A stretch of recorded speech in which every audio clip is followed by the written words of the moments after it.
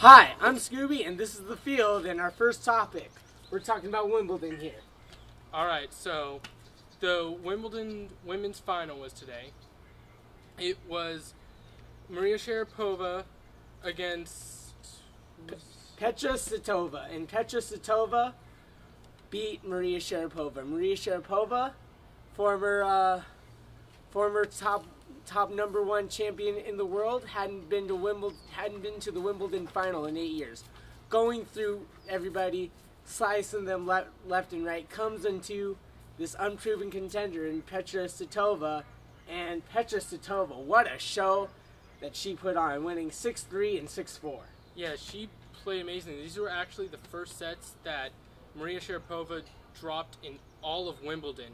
So her dropping one set was shocking, and this was only Svitolina's first major final. This was Sharapova's third. So there was obviously an experience, but it's whoever plays the best that day. Yeah, but you got to talk about the unforced errors. 6 double faults. That is probably 6 points right there lost just based on those sets. And there's also the mental factor after those 6 faults. Yeah. You can't have 6 faults and not be thinking, wow, am I going to mess up this time? You have a bad serve. She returns it. You can't handle the return. That's another point you lost because you double faulted. Mm-hmm. Just the mind itself. Now we're talking about the men's side, and speaking of which, upsets been left and right from the girls, but mainly to the guys. We're talking about Rafael Nadal versus Novak Djokovic. But in order to get there, he had to play Wilfried Tsonga, who beat Roger Federer. That's amazing. Roger Federer used to be the king, the Kobe Bryant, the LeBron James, the Wilt Chamberlain, the Magic Johnson, the Kareem Abdul-Jabbar, whatever you want to say. He was the best player in the world. By far. And now he's on decline. He's third in the world right now, and a far third at that, and he lost to Tsonga. Well, the amazing fact here, 187-0 when winning after 2 sets.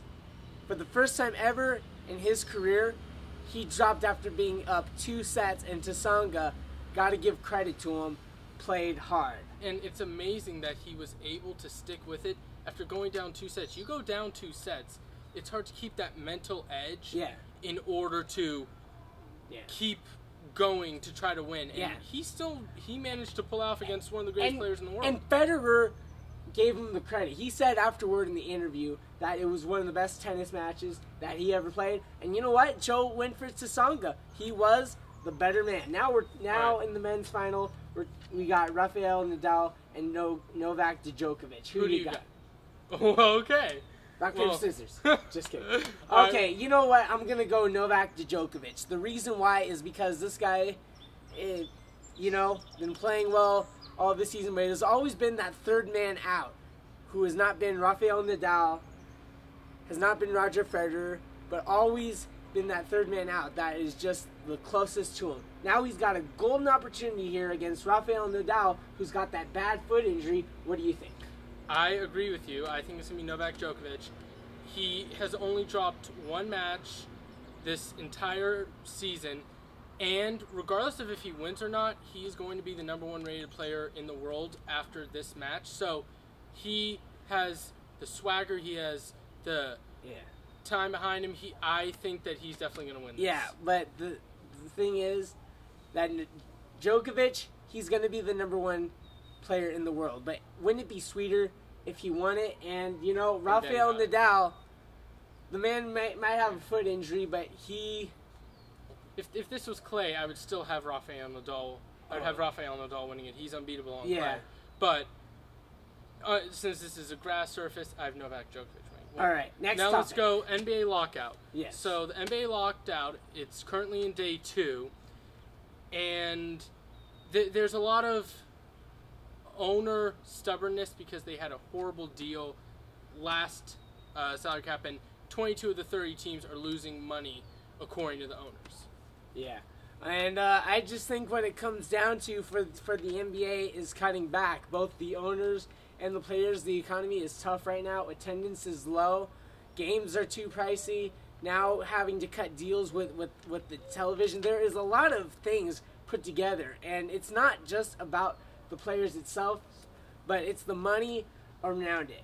Last year, the NBA payroll was $58.04 million.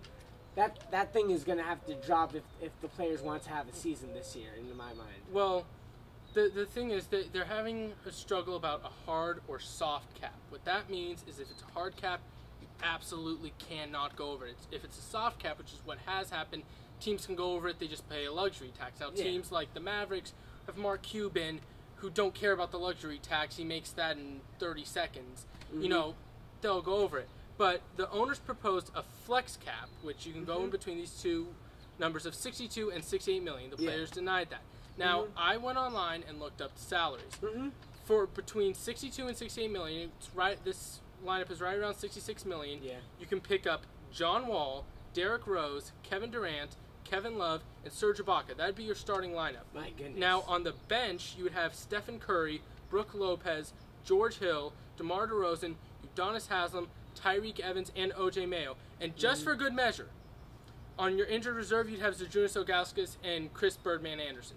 So that 62 to 68 million, you could still build up a formidable team.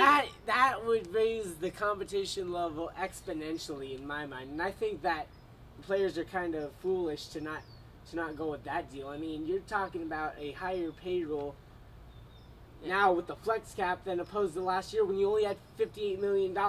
The only thing with the flex cap is you would not be able to go over 68 million. The Mavericks were nearly 100 million in salary cap, so that's where the players like it, like that soft cap. But I mean, there are 6 owners in the NBA that also have NHL ownership. Now the NHL locked out for an entire year. They did not have a season. The NHL has what is considered the best deal for the owners.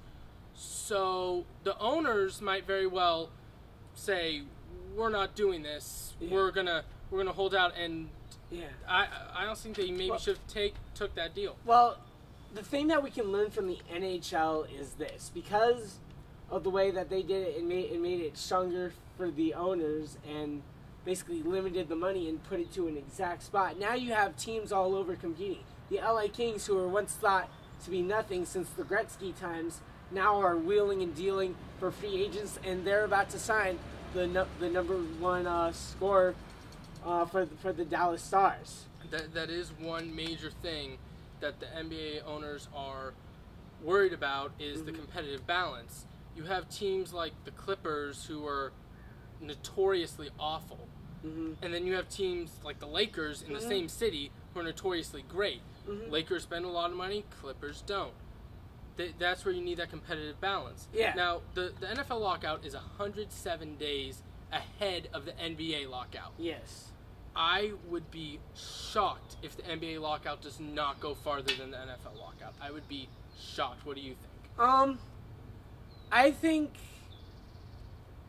I just want the NBA season to start. I mean, I do too, but the only thing is I don't think the players are going to want to barter until they lose their first paycheck, which happens all the way in mid-November. Mike, oh man. So they have a lot of time where they can be, we're going to be stubborn. And then when they lose that first paycheck, then they're start to go, okay, let's start to talk. I hope it's going to be a 50-game season. I think that's a realistic hope. I hope that they don't have to do maybe an abridged playoffs or something like that. I just hope that they can settle some sort of deal soon because I love basketball. And the thing is, what's good about the players is that they have an honest man in Derek Fisher leading them. Derek Fisher, one of the most clutch, but one of the most renowned sportsmen in the NBA. An amazing guy. His kid had some sort of eye problem. He had a rare eye surgery at 3 years old, and the reason why the Lakers actually signed him and the Utah Jazz actually let him go is because they didn't have that surgery in Utah. The reason why he went back to the Lakers is so then he can have that surgery for his daughter. And he also took a lot less money to be with the Lakers. He knew that was the best thing for his daughter. Derek Fisher is just a great guy. Yeah. And he's definitely a great guy, but he's going to look out for the best interests of the players. Yeah, well, great guy and all, But let's see if he can mediate this thing and get an NBA season, which is what we all want. All right, so now Next topic. Women's World Cup. This is our last topic. Yes. USA women's soccer, in my unbiased opinion, has been playing the best of all teams. There are a couple of teams with a 5-goal differential and 2 wins, but the USA is the only team in the World Cup right now to never have a 1-0. No, a 1-goal differential game. Oh. They had a 2-0 win and a 3-0 win.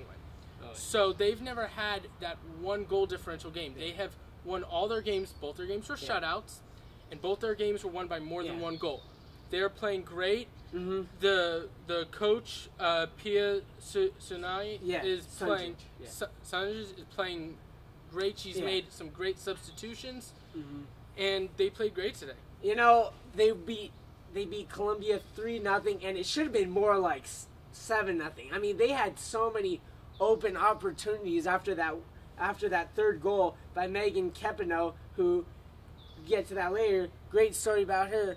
What was a late entry into the team, and you know what? Earned her playing time and got that goal. And USA, 20 years running, is undefeated in pool play. They have never lost, and what they did today was just amazing. And Pia Sundridge, the coach, like Field said, is trying to install a European style of playing, meaning lots of passes, ball movement, and seaming out the field. Because just because USA they've been typically known for winning, just using their athleticism and speed. Now, if you add some soccer tactics, watch out. Brazil has got it coming, and I got USA winning. Well, the only thing, the USA does have to watch out for Sweden. Sweden is a great team. They're highly ranked in the FIFA rankings. Yes. They have to watch out for Sweden. They don't want to get that 2 seed in the quarterfinals, which both them and Sweden have already clinched. They don't want to get that 2 seed. They don't want to go up against Brazil. They want to tie or win against Sweden. Then they can play the second team in that and have Sweden get knocked off by Brazil. That's fine. But they really need to win this game against Sweden. Or tie. They can't get lax. They can't go, oh, we've been so good. They can't swagger out there. They need to play. And who's going to have to break out? Abby Wambach. Abby Wambach, you've been hearing this all day and night. You've only scored 1 goal in 11 games, and you had a lot of close opportunities today. You had 9 shots on goal. You had 9 shots, 1 on goal, including a very tough chippy that actually hit the post. And Abby Wambach, is she not one of the pronoun names of U.S. women's soccer? Abby Wambach is a great scorer, and great scorers will score eventually. So I'm not necessarily disappointed that she hasn't scored yet. We can save her goals for later. Maybe we get her goals in a clutch moment against Brazil. Yes. Or in a clutch moment in the finals against, say, Germany or a team like that. So, obviously we want as many goals from her as possible, but we've already won comfortably against these first 2 teams. Let's save her goals. Yeah, and we got to see all 20 players for the USA play today. Pia Sundridge in a comfortable 3-0 lead. Everybody got to play, so everybody is fresh, and good experience for these young players, including Megan Kepino, who got her goal late entry, and a great story for her. Anything that we need to add? Anything late? Do we? I think they played well. Yeah. Let's head out. All right. That's the show. Walk out.